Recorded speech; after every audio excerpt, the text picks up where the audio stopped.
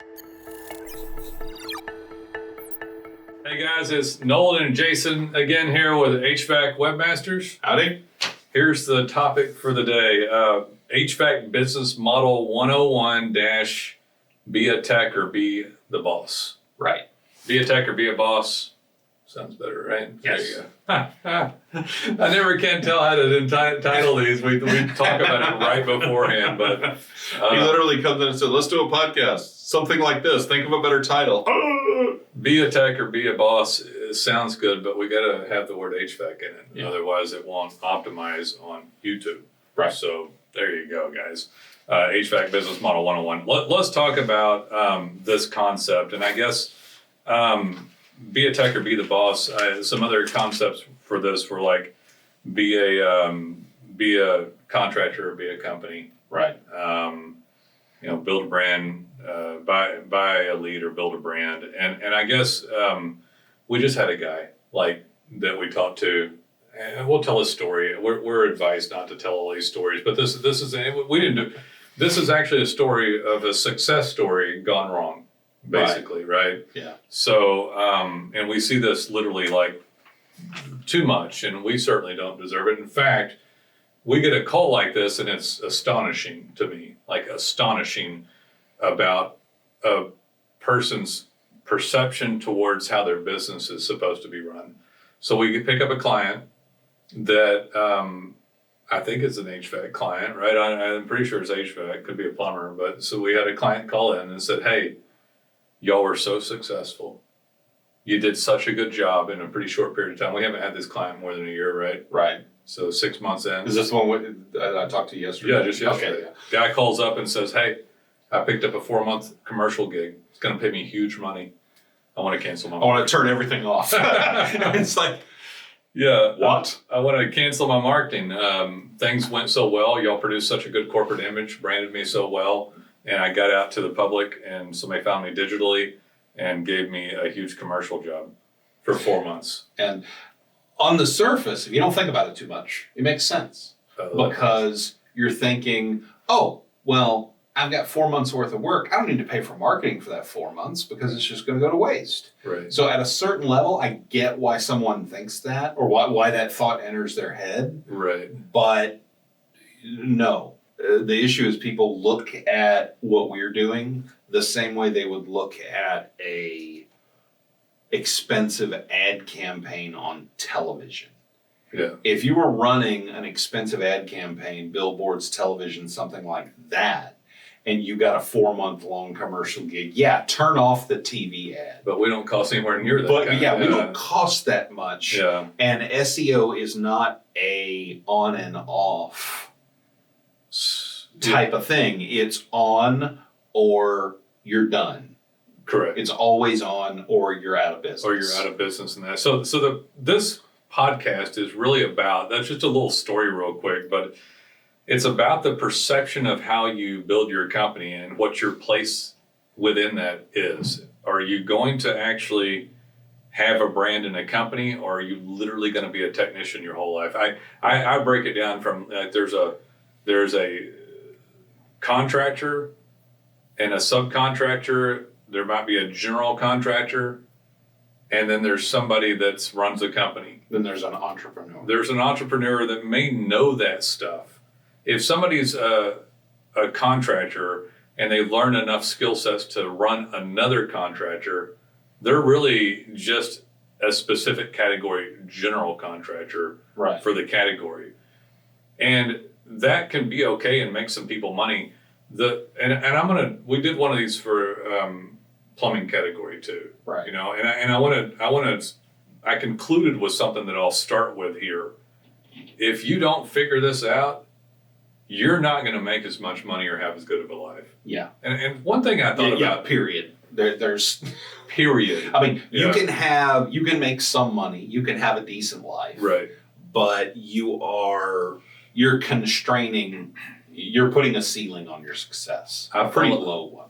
I follow an Instagram channel, and I don't even think this guy posts. I think his name is Jordan Peterson or something like that, but he's a brilliant motivational speaker, trainer of just life, But yeah, you're going to work anyway. You're going to work a 30-hour week, a 40-hour week, an 80-hour week, wherever you can physically do energy level wise at that point in your life. That's what you're probably going to do anyway. And it won't matter if you run a company or if you turn a wrench, you're going to work that length of time anyway. Right. And when you get older and you haven't made enough money to not work that much, that's when it'll hit you. So that's what I didn't say in the other podcasts for plumbers. It's the same concept of it, but it's like if they don't run their own company, they are going to pay the price eventually, even if they have a good life up until that point. I had a guy come out to rotor-root a clog we were having trouble with through our 3-inch cast iron pipes in my house. And I had someone else come out with a smaller rooter. He came out with a really large one, and sorry, but I don't know the difference in the name of the two. I have no One idea. of them was like a little snake, and the other one's like this huge thing. And it's kind of almost scary to have it done because it could damage the pipes and stuff. But this old guy came out that was in excellent shape. He was in fantastic shape, and I was like, man, plumbing work seems to have kept you young. He said, well, I keep a job as I think he was a maintenance guy, like somewhere, like a school or something. And then he still did plumbing too, but he was a plumber that had to get a job, and he was 60-something years old. And I said, well, you're in great shape. He'd lug this thing out the back of his truck. And he said, well, I've had 3 heart attacks in the last 3 years. And, and I'm like, oh God, really? He said, yeah, it's rough work, but I got to keep going. And I never told you the story. This was like, no, I've heard this. It's like 3 years ago. Okay. That this happened, and this guy came out, and that guy actually fixed my clog. And I've never had another problem with it to speak of since then. I'd had a little rooter come out, and I finally had this guy come out. But I never forgot this guy, and I often wonder, is he still alive? Is he still working? Yeah. And he was in good shape, but probably not the best lifestyle. Like, you know what I'm saying? Like, well, yeah. I mean, if he's having to hold down a job plus be a plumber, right. 3 heart attacks in 3 years. Yeah, and there's I want to always say when I'm making these, I'm a hardworking guy. Yeah. I actually want to do a podcast about expenses. I really just want to do one on expenses and what it takes to have a successful business, because I still, what people would consider turn a wrench, but I delegate stuff out, and we have a business that's a real brand. Right. It's a company, but the expenses are low. So that's another thing that's like within these conversations is like, I'm not bobblehead telling people to go get a manager and get a sales manager. Get a personal assistant. Get a personal assistant is mandatory. Yeah, and Nolen went to a kind of management seminar thing once. You came with me. Yeah, that's right. I went to one of the sessions too, and one of the big things was you must have a personal assistant to free up your time. And it was this stepping back multiple steps from the business to the point where you're no longer involved enough to know what's going on, I think. Well, that's a common misconception in my point. So when I talk to people about that, I think that can happen naturally. Like we're talking about getting into, software business, and that business might have a different business structure, but you can't name a successful business for the most part that's in a growth mode that we all know of, from Tesla to Amazon, where the owner's not involved, And so the owner isn't never not involved. I think people make these mistakes so badly in business. So the business model certainly isn't to be the contractor. Like, we help contractors move from being a contractor to a company. Yeah. That is, and we help people that are already companies do a better job at marketing. So we help people in both sides. We're not sitting here saying that we won't take a contractor. We work with contractors or technicians that want to become a company, and we work with people that are already companies. And I want to make this distinction too, because it came up in the other one. You can have 2 people and be a company, or you can have 10 people and be a contractor. Right. So it's a mental thing more than anything. It's a mental thing, and it's the way you're running your business. Right. So if somebody's focused on the marketing aspect of building a brand digitally and attempting to have some infrastructure and run it wisely, they're a company. Right. Not because the state said you were a company, but because... Yeah, not because you have a piece of paper saying you with INC or LLC after your name. Right. Yeah. Because contractors call us all the time to become a company, and they're not a company, and then they call and make calls like that we have and push themselves back into being a contractor. Right. Because what's going to happen with this guy if he cancels? Hopefully we talked rightful sense into him. What'll happen is he'll cancel his web presence. He'll lose everything online, all organic optimization, all signs of credibility.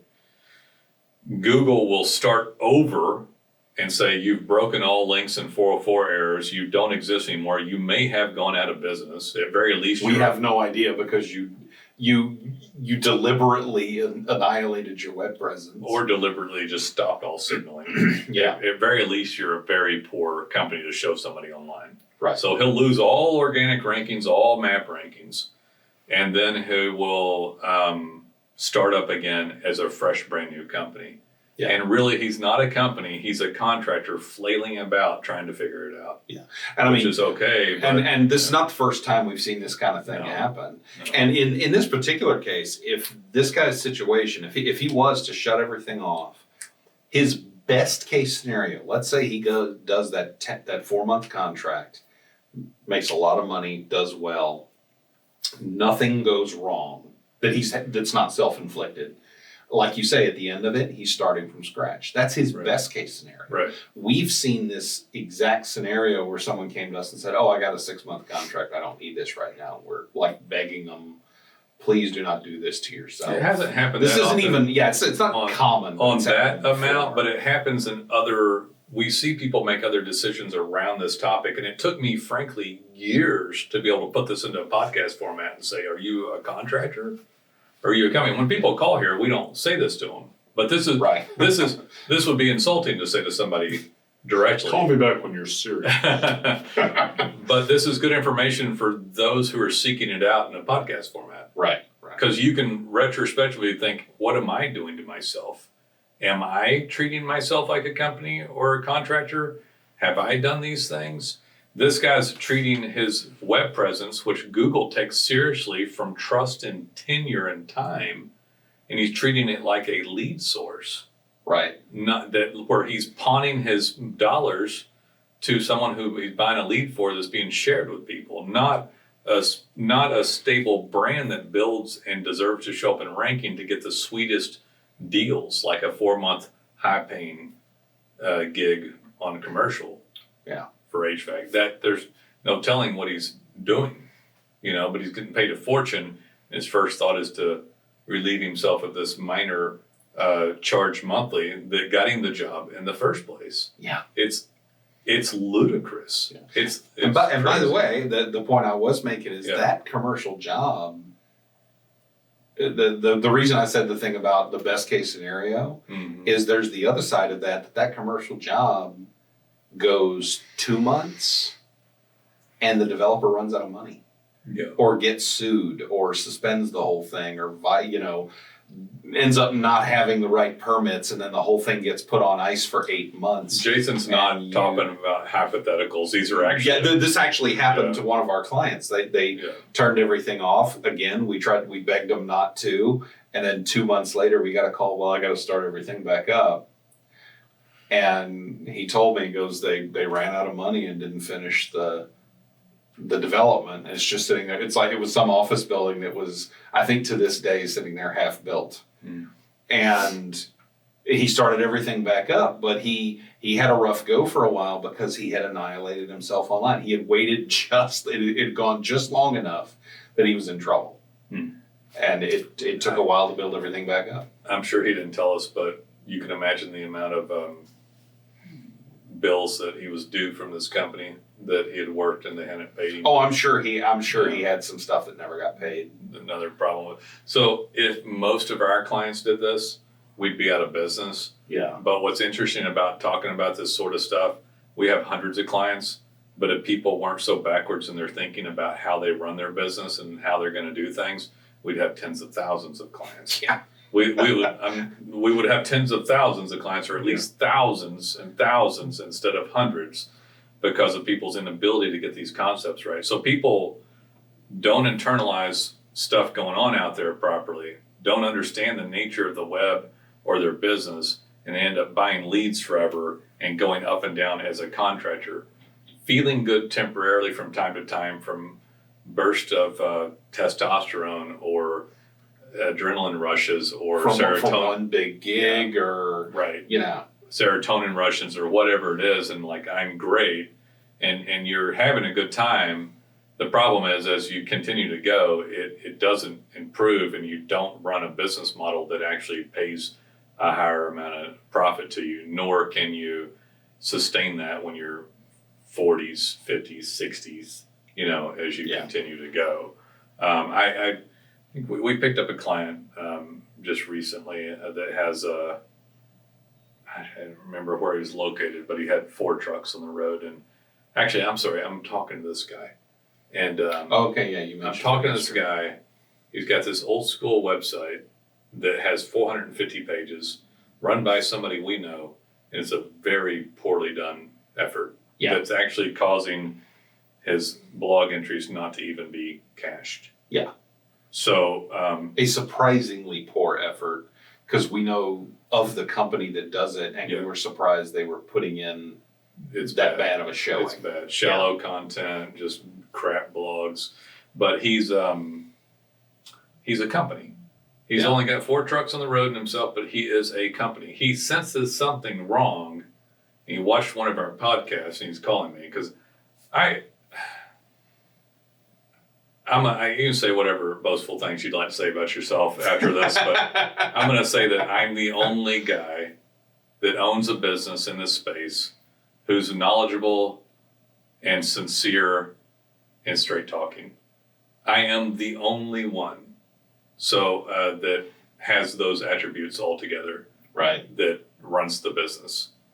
So this guy's with someone who's got a big company that is known, but he's not sincere or straightforward. Yeah, apparently. Well, obviously. Yeah. Shut up, man. Not naming names. We're not naming names, but it's funny. Yeah. It's funny. Yeah, we looked at this. We were actually surprised at the term ass clown has always come to mind. You have actually used that term for this particular person for a long time. Ass clown. Yeah. It's an Office Space term. Yeah. I think, from that really funny redneck guy. I forget. You know what I'm talking about? Nobody knows that guy, but he was hilarious. He's the guy that said, I believe you get your ass kicked for saying I got a case of the Mondays or what, something like that. Yeah, something like that. That's an old movie reference, Office Space, by the way. But anyway, so why I'm enjoying these. So the ability for, someone had said that the other day. They said, I called you because of these characteristics. And I said, I appreciate that. And I've worked hard to not to become, but to be that person. I said, I appreciate that. And I've worked hard to be that person. Yeah. And I left it at that. But I find these podcasts interesting because it interlaces. What do you think? Thank you for saying that. You're very observant. Well, I didn't embellish beyond that. I could have. I wasn't anymore. I did accept the compliment. I didn't say no. You forgot intelligent and successful. Anyway, but yeah. All this time doing this, been over 10 years. I really want to come on and tell business owners certain things. Like, please think about what you're doing online. The branding itself, like when you have professional people like us work on a brand, it gets translated digitally, and that becomes your company online as seen by Google mainly. Right. And you have the ability to show up for the vast majority, 70+% of the searches for home services are non-paid items. So your map, your reviews, your reputation, your organic keywords. And if that signaling's done well enough, it's a treasure trove of calls and exposure that you don't have to pay for every click. And it is the best place by far, hands down, to get a lead. The leads are not as contested. They're not doled out to 5 people. The people that come to your brand have already digested the information like you upon the phone call, are less likely to shop. Right. And so the basis... It's a hotter lead and a cheaper lead. everything's overall. better about it, which is why I'm talking about this in the first place. It's vital that someone understands that it's not the only place that you're going to take care of your brand. You're going to branch out. You might buy a lead. You might pay for a click. You might put up an ad in your kids' school newspaper or Church bulletin or whatever. You might do some other stuff, and you might be on the Better Business Bureau. But this organic disbursement of content that gets spidered and is called what you know as SEO or search engine optimization, the portion that we bring to the table, that is the least expensive, best return on marketing dollar and vital to your ability to earn enough money per lead or exposure phone call that you actually are able to earn a profit and run some other trucks in the field besides yourself. And another point to make is it's not merely the best return on investment, it's the largest chunk of your leads when done properly. That's a good point. We see this if I go into one of our client websites and I'm looking at analytics and I'm looking at traffic, and let's say it's a client that does some paid. Even with paid, organic is generally at least 75%. I had a client call the other day. He actually was doing paid, but he was having another company do his paid advertising for, I don't even know why, but he did. And he said, well, these guys sent me this report that indicated that half of our traffic was paid traffic. And I'm like, well, let's take a look. And he was like, but I'm not real happy. I'm getting charged a lot of money and yada, yada, yada. And I said, okay, let's take a look. And I look and I'm like, I got to tell you, Bob, not his real name. I'm looking at Google Analytics here and I will send you this chart. But analytics breaks down paid versus organic. And organic is 85% of your traffic. Right. And he was like, what? I mean, he was angry at that point. And it's like, because of the effort we'd been making and the platform we provided him, of most of his traffic, most of his leads were coming from organic. That doesn't mean you shouldn't use paid to increase that. Right. But to actually get, provided your SEO is done well, which is if we're doing it, it is. But for half of your traffic to be paid, you're going to pay so much in pay-per-click fees. Right. I mean, your budget's got to be, $10,000, $15,000 a month to hit that kind of to number. Match what organic. Yeah, to match the same traffic that we're producing for a fraction. Yeah, they're going to pay $6,000 and up to do that. The organic traffic is easily 500%. It's minimum 300% better if it shows up at all.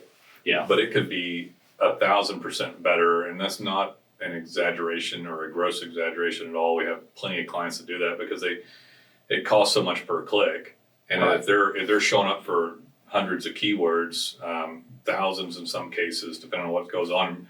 I want to state too, like within the story that Jason told, one of the reasons that we're a breath of fresh air is because I mean, there are thousands of companies that claim to do digital marketing. Right. And they are such snakes and liars and thieves and cheats.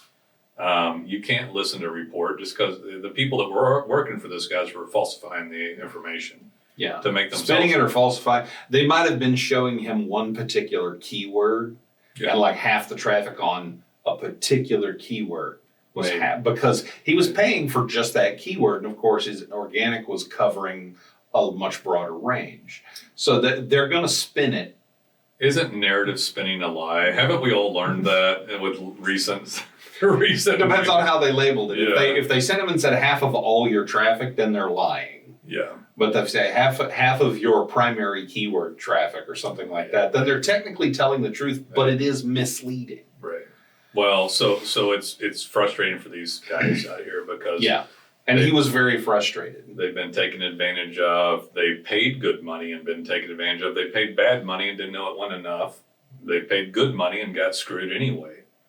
Meaning enough money to have a good job done. A lot of times people, I mean, that guy that called the other day with 4 trucks, he's a company, senses something wrong, has this large ineffective site that somebody that works here says, that works with us says that it reminded him of Martin from 2007.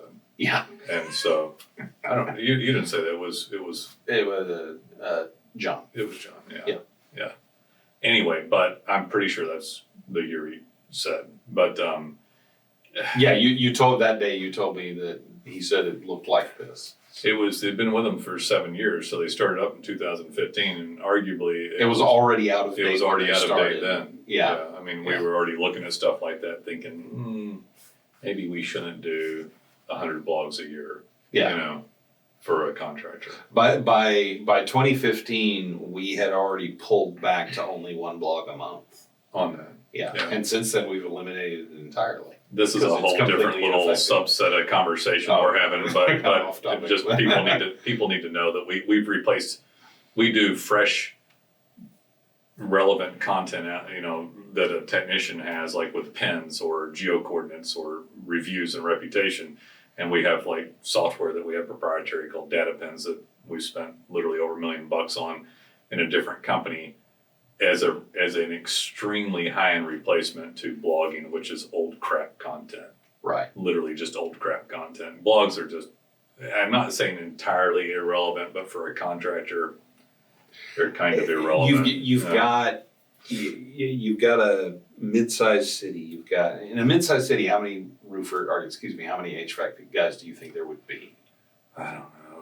Ballpark define mid-sized city, 250,000 people. Yeah, something like easily 100. There's 100 HVAC guys. Yeah. Let's say all of them have a website, and they're all getting a company like that doing a bunch of blogs. They have exhausted the subject matter in a year. Well, the content alone is general and something that no one would ever want to read. Yeah. Well, that's kind of the point, is that they're just regurgitating the same garbage. It was never particularly relevant. No. But if it was the only version of that article online on that subject, it might show for that. But when it gets regurgitated and respun and everything over and over and over again, and we're just talking one market here, we're not even looking at nationally, then Google's just going to look at it and say, yeah, I have a digital dumpster as big as the Pacific Ocean with articles like that, and I'm not showing that. It's worthless. It'll harm the website. Yeah, it'll actually pull down your whatever. If there is any good content on a website, it'll weigh it down. You still need quality content. Content is the reason a keyword shows up, but people wrote blogs because they thought Google wanted more to get keywords to show up. They didn't write blogs because it was good content. Right. And so this particular site has about 60 pages of good content. Yeah. You can still have like a 30, 40, 50 page website about your services and some of the city pages, but you cannot just throw in crap content hoping to get more keywords because it'll get a penalty, or just as bad, it won't even show up in ranking. So I still get calls to this day where people will be like, "Can we do some more blogging?" And I'm like, "Why would we do that?" I'm just very direct with them. Why would we do that? Why do you think you want blogging? Well, and I'm like, okay, I want you to step back and think about Google's point of view on this. Why would you show that article? Right. What would that be good for? Do they want to pay the 0.00001 of a cent to store it on a server? Times trillions and trillions. Exactly. No, they don't want to waste their money on it. So therefore, it's going to, at best, show up and not optimize. Yeah. Worser would be it doesn't even cache, and worser would be they get angry and penalize you for it. Right. Your best case scenario is that they ignore it, which means you've spent money to have it written to no purpose. Yeah. So most of the time, I want to say this about this, because it gets confusing. Listen to this stuff. Our clients don't have to do a ton in the world of what we're talking about. We provide a little bit of software. When a business owner attempts to be a company and do a good job, they tend to do better than people that don't try at all. Right. So people will get screwed around by marketing companies, unfortunately, unless they've got one of the few ones that are great, like HVAC Webmasters. But you're not guaranteed not to have a problem trying to figure out how to run your business. Right. So, or how to have the perfect marketing company. So it's okay that you have problems as long as you proceed forward. This guy was still a company, had a site that needs to be fixed badly.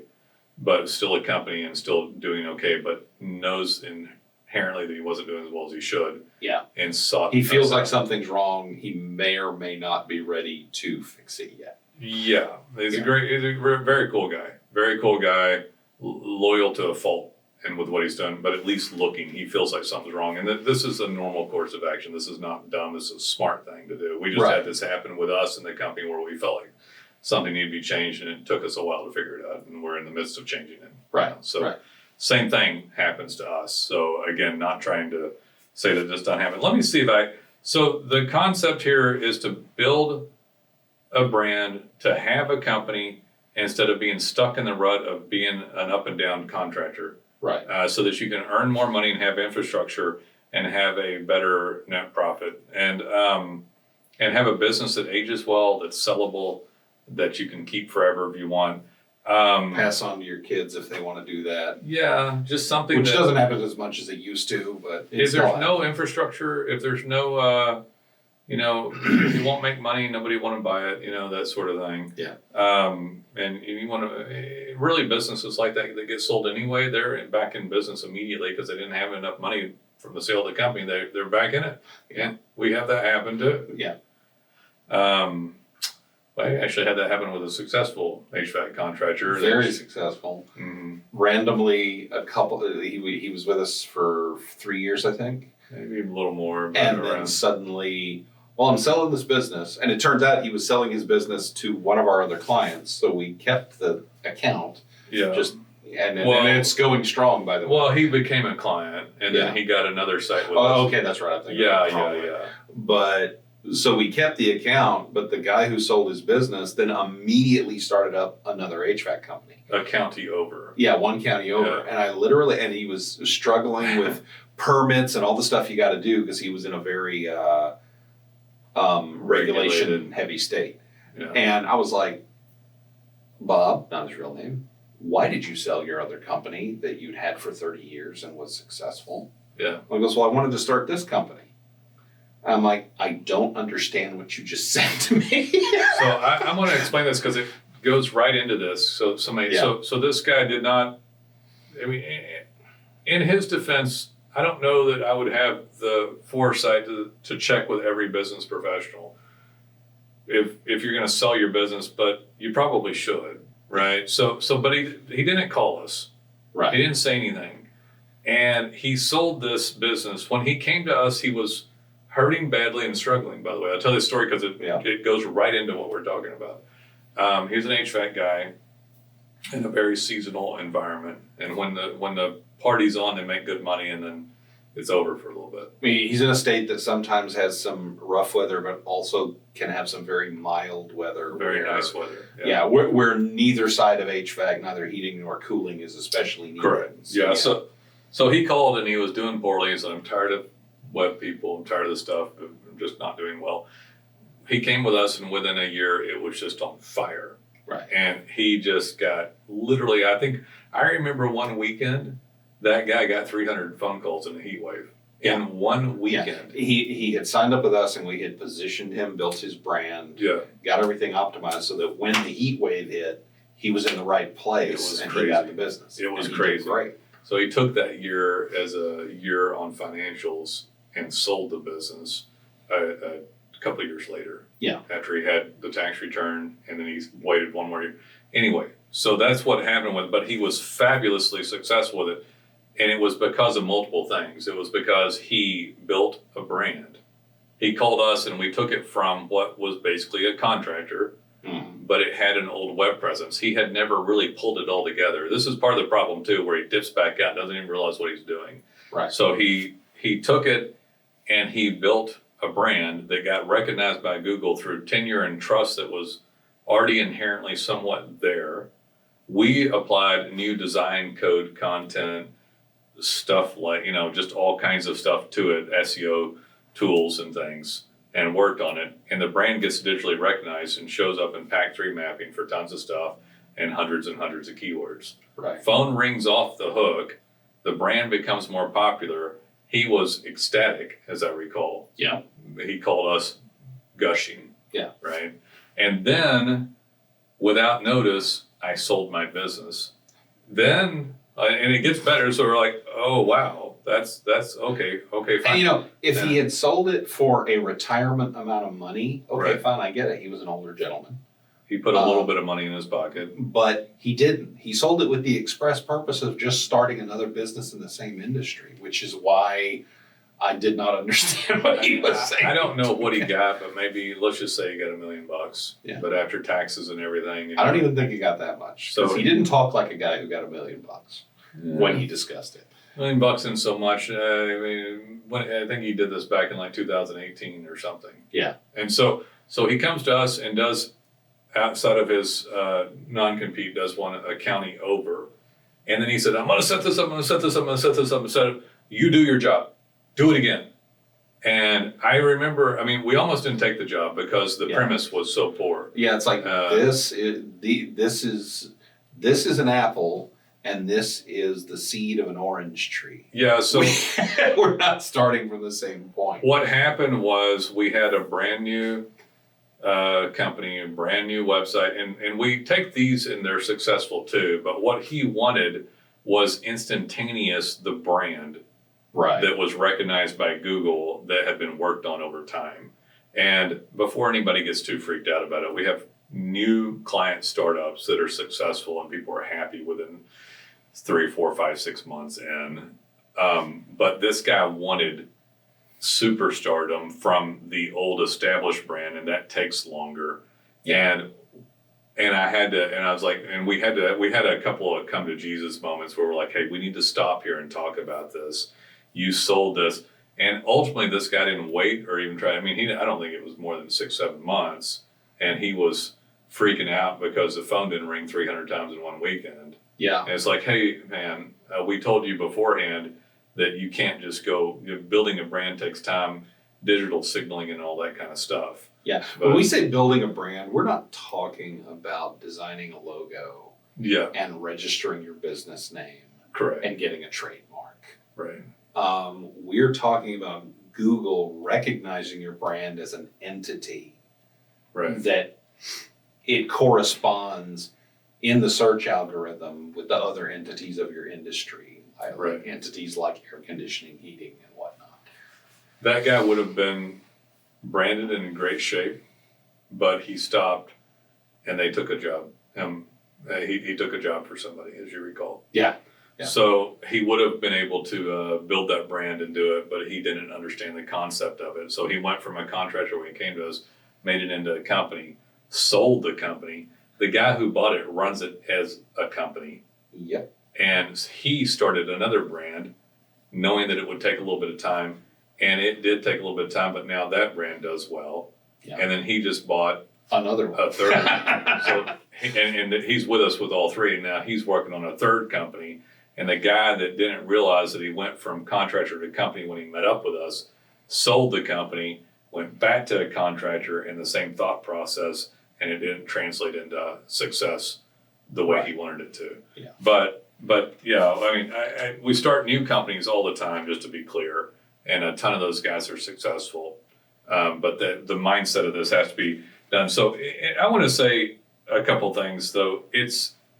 If you're the business owner, it's your responsibility to work and think about your brand and your marketing. It's your responsibility to be consistent daily, to be professional, to be willing to learn, to set up procedures. I always talk about the concept of, I'm going to talk about expenses and cash flow in just a second, but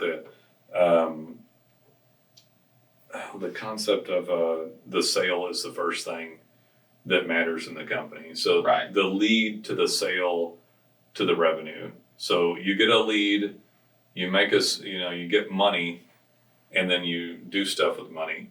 And so people misunderstand this, in my opinion, because nothing really matters more than the lead. The first thing that anybody does is buy a truck, tools, and a software program to dispatch. And that's all fine. Maybe you need your truck and tools. The problem with the truck and tools is that they buy too much. So they buy a brand new truck. They get it wrapped. Yep. You buy a brand new truck, you get it wrapped, and you start bumping your expenses up. That's why I want to talk about expenses in just a second. But the first order of business is to keep expenses low and to get leads. And so the focus, in my opinion, and that's how I ended up doing this for a living, and is that the emphasis should be put upon getting the lead and building the brand, so that you can get a flow of leads in, and then those leads build infrastructure, resources, let you hire a few people. Right. I am not a fan of increasing expenses. So even though I turn a wrench here and there on different things, I don't do all of the aspects of the business, but I stay involved enough to be able to run a successful business. And if you remove yourself too much, there's a couple of things that happen. One, the business expenses go up and erode your profit margin. That's the worst thing that happens immediately. Yeah. With everything you divest from yourself, your expenses go up. Now, some of that you have to do because one person can't do everything. Correct. But you need to pick and choose the things you do that with. Yeah. If I was, so in this business, I stay involved in sales and infrastructure, of course, ownership type management. And I toy around with the processes or the technical part of it, but I don't get stuck in the weeds of how to write program code or something. There's just only so much stuff I can do. Now, if I was a programmer to start with, or I knew some, I would, but I'm not. I don't. So, but if I was a contractor in HVAC, I might still go turn a wrench from time to time for a couple of reasons: to show face to other people, to keep my skill sets up, and to be able to have proper respect for the people helping me do that, and proper ability to manage. Meaning, if somebody to understand what they're dealing with out in the field on a daily basis. Yeah, so somebody, and not just so that I can have empathy, but also so I can come down hard on somebody. So it's like, don't tell me that shit. I've just gone out and I just replaced a Linux system. I know how much time it takes. I know what. Don't tell me it takes 24 hours. Don't bullshit. I did it in 5 or something. So I would still turn a wrench from time to time. I would know I would definitely deal with my call center and my dispatch. I would be on top of that person, those people, like stink on. I'd be on their ass, and I'd listen to a phone call every once in a while. So that's a critical point when the lead is gotten and it comes in through the email, or it comes in through a phone call, or it comes in through a schedule. If you're not watching that stuff, you will get screwed around by somebody. And we have seen examples. It's a bloodbath on that portion of it. So they come out there, and then the second thing is the tech dropping my lead once they get to the door. Right. So the tech needs to be incentivized or negatively incentivized to not lose a lead and or be watched like a hawk. And then when the tech does the job, the quality control, I have to watch those things if I'm an HVAC company. And if I don't watch those, so the first order of business, though, with all this crud going on, is the damn lead and the branded presence digitally and everything set up. Right. And then it moves to watching the phone call, the email, and making sure it doesn't get, the ball doesn't get dropped, baton dropped, the job botched. There's no barriers to that lead coming into the business. Right. That are like happening within the business. Right. Yeah. Secondly, does a tech screw it up?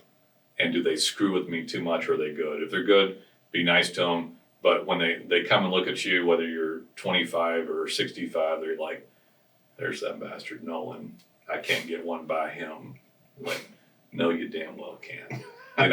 And so that's why you go out every once in a blue moon. I don't care if it's once every 6 months, and you do a job. Yeah. If you forget how to do what you do for a living, it's really hard to manage other people doing it. It's hard to manage them, and bad things can happen. Yeah. Because then you're starting to let stuff go, and you're getting loose on things, and someone else is managing it poorly. So you don't have to be a complete jerk about it, but you have to be able to step into the middle of something. And so, and if you maintain yourself in that sort of capacity while having the proper mindset that I'm a company and I keep my expenses low, like I'm not going to get a big head about it and start to. You can't, if you just leave, that things aren't going to go well. or just entirely have other people manage it, which I've had happen. I've had that up and down my whole life, frankly. Nobody wants to work all the time. There's just a fight or flight. I mean, I think there's good things with work. I was at Jordan Peterson again. He was just saying something. I was listening to him in a meeting saying that everybody needs a schedule. So it's like, you don't want a schedule, but you need one. You know, it's like, I don't want to get up here and do stuff, but I like to do it. I want to do it. I know I need to. So, so you've got to keep that mentality, stay involved in the business, and then manage those aspects of it. And if you'll keep the expenses low while doing this, it'll kick out a profit and you'll have enough money to invest it and to get beyond just paying the bills or having a little bit extra money for a little nicer home or a little nicer pickup truck, which would be nice, but ultimately that isn't going to help the ultimate lifestyle. The ultimate lifestyle falls apart if you're just a contractor going from a lead to a lead, you know? Yeah. Which is, it's disappointing. I wish that we could prescribe them something. It's like, hey, I understand you got a 4-month gig that's going to pay you 6 figures. Yeah. You're required to watch this podcast that Nolen just did. All right. So focus, guys. Understand this stuff. Your potential, your dreams and goals as an entrepreneur. I wrote down real profit comes after mastery, control and expenses from your cash flow, and investment and understanding. And if you'll do these things, you'll have a successful business. If you don't do these things, you're going to work the same amount of time anyway and go through the same stuff, and you're going to age and get more skilled and have less energy to go out there and turn that wrench. Yeah. And the payday will be smaller. The payday will be smaller. Just, bottom line. May have a good life, may like that. I said on another one too, it's like it takes all types. I don't think anybody that listens to these podcasts want to be the contractor though. You know, not forever. But I think by seeking out a podcast to listen to this, you're sort of broadcasting your desire to move beyond that. Yeah. I mean, I mowed lawns, man, painted curves, and slowly, I mean, it is what it is, you know? It's like, that's how I got started. I mean, if most HVAC company owners were a technician, there's no shame in any of that at all. But if you want to change, this is how you do it. And the more you understand this, the better you're going to set yourself up and the better off you'll be if you stick to it. I wish that I could just, osmosis this into people and just like understand this. So it's like some sort of, I don't beaming into their brain. Beaming in their brain, Dragon Ball Z it in like, just like give it to them. They're like, whoa, and they have a third eye pops up. They're like, I am the HVAC master. I understand, right? Anyway, it's good stuff, and these are things that I would have taken myself and shaken myself and said, man, this is how it's done.